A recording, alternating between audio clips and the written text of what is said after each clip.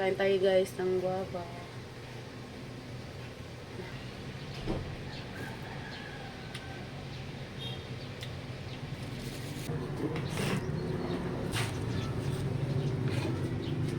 Hi guys, good morning. Katatapos lang natin kumain guys ng breakfast. Hindi ko na talaga ginagamit guys yung ano ko, yung microphone ko. Lagi ko nakakalimutan. Nag-fly away na yung buhok ko guys. Okay lang yun. Ang ulam natin ngayon guys is yung lechon.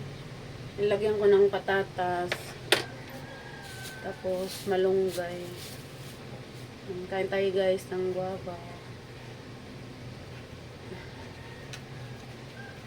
Tutorial namin. Ang ingay-ingay namin kasi na ano, walang nagpipicture sa amin, kami lang. So tinimer lang namin. Tapos yung 2026 baliktad. Kasi 'di ba sa front yung cam na ginamit namin. Baliktad pagdating sa ano, sa photos. Pag i-upload mo na, baliktad yung ano, yung kuha ng 2026. Malambot na yung guava guys.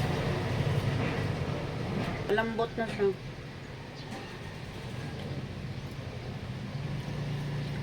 Iba to guys pag ilagyan ng asin. Ako hindi ako mahilig magsawsaw sa asin. Maalat kasi.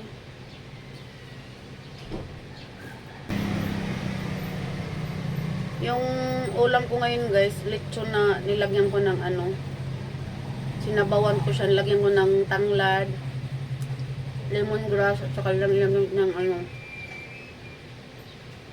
malunggay, tapos atata.